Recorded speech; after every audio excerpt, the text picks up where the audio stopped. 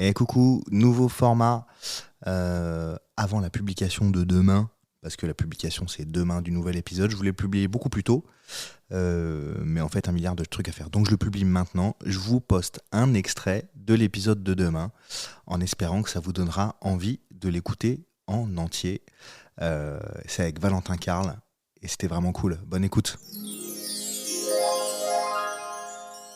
Et puis c'est pareil pour Ray, en plus elle a 19 ans. Ray a 19 ans, et on voit qu'elle s'est battue avec un bâton pour survivre sur Jakku.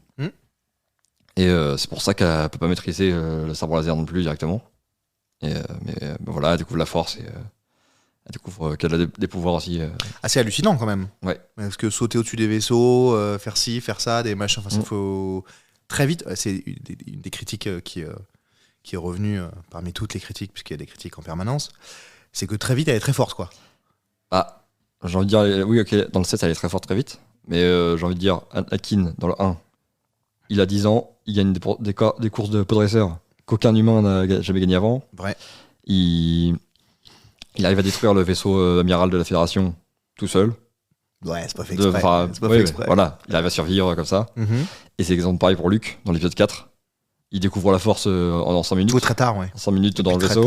Très tard en plus. Ouais, très tard. Et à la fin, il détruit l'étoile noire tout seul grâce à la force.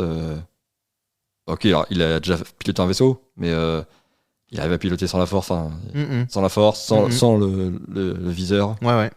Juste avec la force. Avec son instinct. Mais voilà, comme, moi je pense qu'il y a aussi du fait que comme Rey c'est une femme dans le set et qu'elle est forte, il y a plein de gens qui ont mis le dos sur ça. Ah putain, tu crois ? Je pense. Bah oui, ça se voit. Souvent ça se voit dans les critiques. Il faut que c'est une femme qui est le personnage principal. Faut être flingué de la tête quand même. Ouais. Faut être flingué de la tête pour dire des trucs pareils. Ah, donc tu penses que... Enfin, j'imagine que t'as écumé un peu les commentaires, les machins, etc. On fait tous un peu ça, quand on lit les critiques et tout. Tu penses que parce que c'est une femme forte, enfin, femme déjà, 1 qui est une femme, 2 personnage principal, 3 extrêmement puissante, du coup, tu penses que ça a suscité des réactions comme ça, épidermiques Pas toutes, évidemment, parce qu'il y en a des critiques construites autour de son pouvoir, etc. Mais il y en a vraiment, c'est juste Mary Sue, elle est trop forte. Il n'y a pas de sens, ça n'a pas de sens qu'elle ait la force comme ça très vite. Et ça s'arrête là, quoi. Et on voit que le seul point, c'est une femme, et du coup, ils n'aiment pas qu'une femme soit forte et qu'elle ait le rôle principal. Ouais. Et que les hommes soient. C'est sa team, mais qu'ils ne soient pas au premier plan comme elle, quoi. Ça, c'est sûr. On voit partout. Par exemple, même avec le nouveau jeu Star Wars qui va sortir, là, Star Wars Outlaws, les premières critiques, c'était c'est une femme, pourquoi je peux pas changer pourquoi je peux pas personnaliser mon personnage, je veux me faire un mec. Il n'y a pas le choix ? Ouais, il n'y a pas le choix. C'est cool, ça me va. Et il y en a qui ont dit pourquoi je peux pas jouer un mec, je veux pas jouer une femme, ce jeu c'est de la merde. Ah cool, ouais. Super. Voilà. Donc ça se voit que Mourez, d'accord. Le sexisme. Figurativement parlant, mais. Le sexisme est toujours là partout. Terrible, hein. Ouais.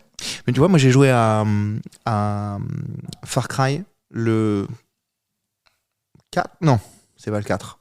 Le 6. Le 6, le tout dernier. Le dernier, c'est 6. Avec Anton Castillo. Ils ont fait beaucoup la promo du personnage féminin. Tu peux aussi incarner le masculin. Ouais.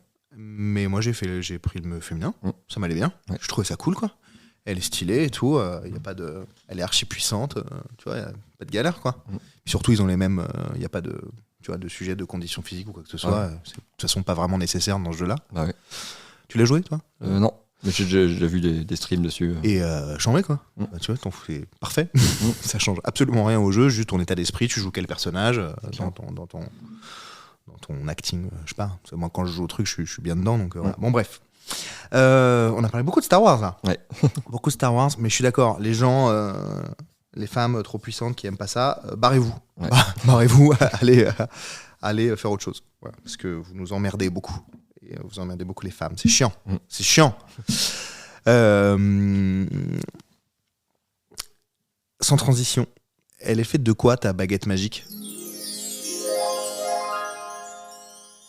Vous pensez quand même pas que j'allais vous laisser l'information de la baguette magique, sans déconner. Je vous invite à écouter l'épisode de demain. Merci d'être allé au bout de cet extrait, j'espère que ça vous a plu.